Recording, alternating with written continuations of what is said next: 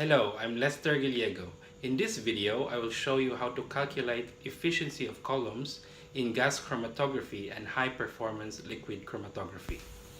The efficiency of a chromatographic peak is a measure of the dispersion of the analyte band as it travels through the HPLC system and column. The plate number N is a measure of the peak dispersion on the column, which reflects the column performance. Efficiency is derived from an analogy of Martin and Sinch, who likened the column efficiency to fractional distillation, where the column is divided into theoretical plates. Each plate is the distance over which the sample components achieve one equilibration between the stationary and mobile phase in the column. Therefore, the more theoretical plates available within a column, the more equilibrations are possible, and the better quality the separation is. The efficiency theory of columns in GC and HPLC is based on the fractional distillation model. The more plates there are, the narrower the distribution of carbon numbers from each trap or plate.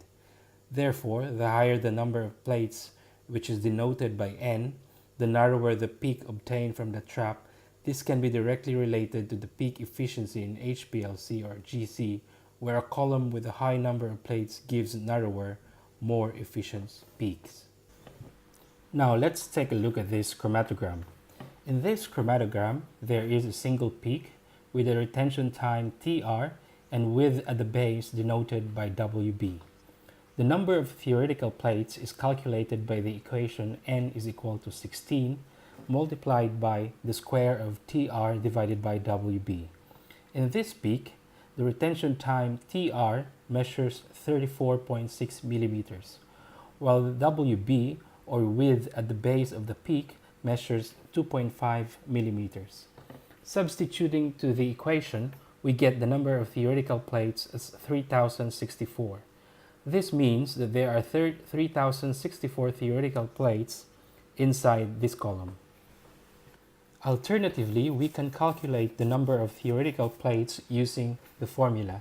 N is equal to 5.54 multiplied by the square of Tr divided by 1/2 W, where N is equal to the number of theoretical plates.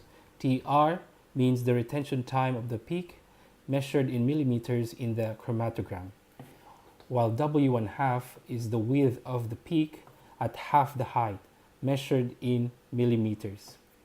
In this peak, the Tr measures 34.6 millimeters, while W1/2 measures 1.45 millimeters.